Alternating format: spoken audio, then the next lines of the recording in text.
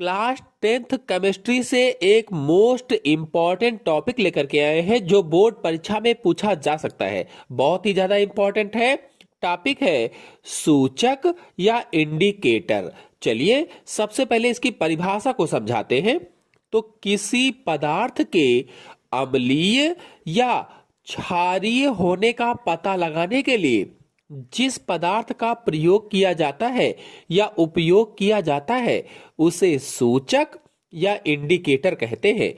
इन लाइनों का अर्थ यह है कि सूचक रंजकों का मिश्रण होता है या रंजक का मिश्रण होते हैं। सूचकों का उपयोग अम्ल और क्षार की उपस्थिति का पता लगाने में किया जाता है कि अम्ल कौन सा है, क्षार कौन सा है, उसकी उपस्थिति का पता लगाने के लिए करते हैं। अथवा इस परिभाषा को हम इस तरह से भी लिख सकते हैं कि ऐसे रंजक जिनका रंग अम्लीय या क्षारीय माध्यम में भिन्न भिन्न होता है सूचक या इंडिकेटर कहलाते हैं। तो इन लाइनों में कहने का मतलब यह है कि सूचक वह पदार्थ है जो अम्लीय या क्षारीय माध्यम में डालने पर अपना रंग बदलते हैं। इनका मतलब क्या हुआ कि सूचक ऐसे पदार्थ है या वह पदार्थ है जो अम्लीय या क्षारीय माध्यम में डालने पर अपना रंग चेंज करते हैं, बदलते हैं।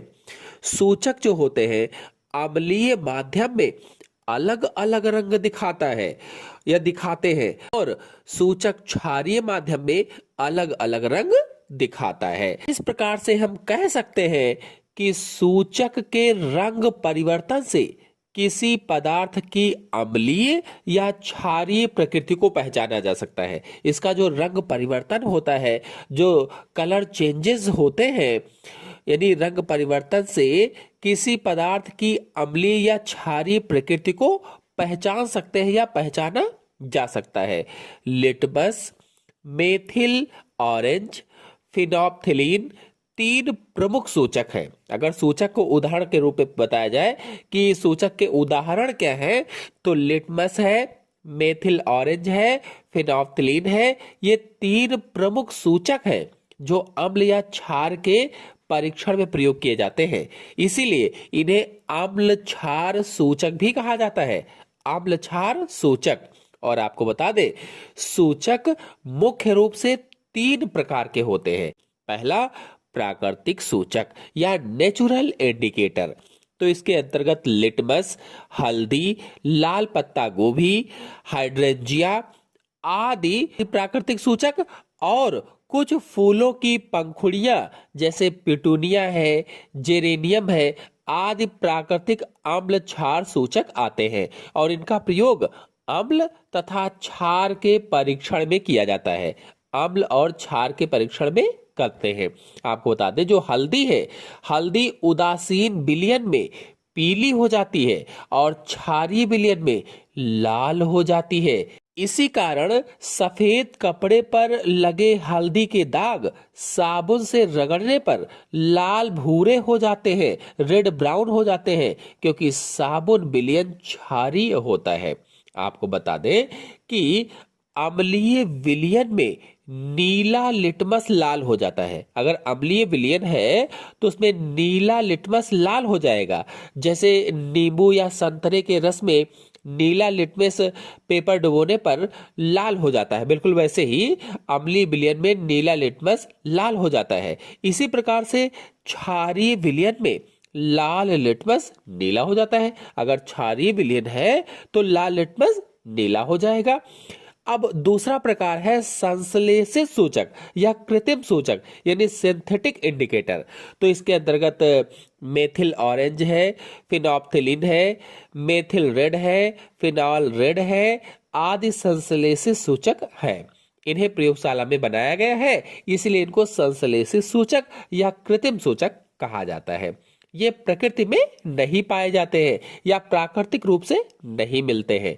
मेथिल ऑरेंज का उदासीन विलयन में रंग नारंगी होता है।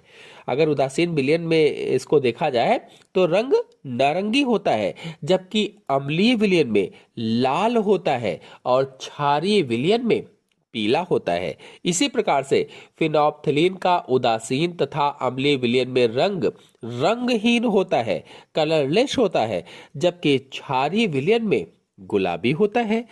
अब तीसरा है सार्वत्रिक सूचक, यूनिवर्सल इंडिकेटर। विभिन्न सूचकों को मिलाकर एक सूचक बनाया जाता है जिसे सार्वत्रिक सूचक कहा जाता है, जो भिन्न भिन्न पीएच पर अलग अलग रंग देता है।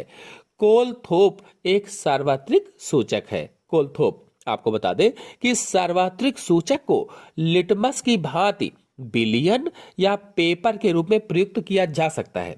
अतः सार्वत्रिक सूचक से अम्ल तथा क्षारों की आपेक्षिक प्रबलता को भी ज्ञात किया जा सकता है।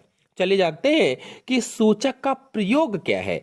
Use of indicator. तो अम्ल क्षार अनुमापन में दुर्बल कार्बनिक अम्ल या दुर्बल कार्बनिक क्षार का प्रयोग किया जाता है। ये अम्लीय माध्यम में एक रंग तथा क्षारीय माध्यम में दूसरा रंग देते हैं। जैसे मेथिल ऑरेंज है, इसका सूचक की प्रकृति है क्षारीय, अम्लीय माध्यम में लाल, जबकि क्षारीय माध्यम में पीला होता है। मेथिल रेड है तो इसकी प्रकृति क्षारीय होती है, ये अम्लीय माध्यम में लाल और क्षारीय माध्यम में पीला। इसी प्रकार से जो लिटमस होता है, इसकी प्रकृति उदासीन होती है, अम्लीय माध्यम में लाल और क्षारीय माध्यम में नीला रंग देता है। इसी प्रकार से जो फिनाल रेड है, इसका प्रकृति होती है उदासीन, ये भी अम्लीय माध्यम में पीला और क्षारीय माध्यम में लाल रंग देता है। और फिर पांचवा है फिनोप्थिलीन, इसकी प्रकृति होती है अम्लीय और अम्लीय माध्यम में रंगहीन होता है, जबकि क्षारीय माध्यम में गुलाबी रंग देता है।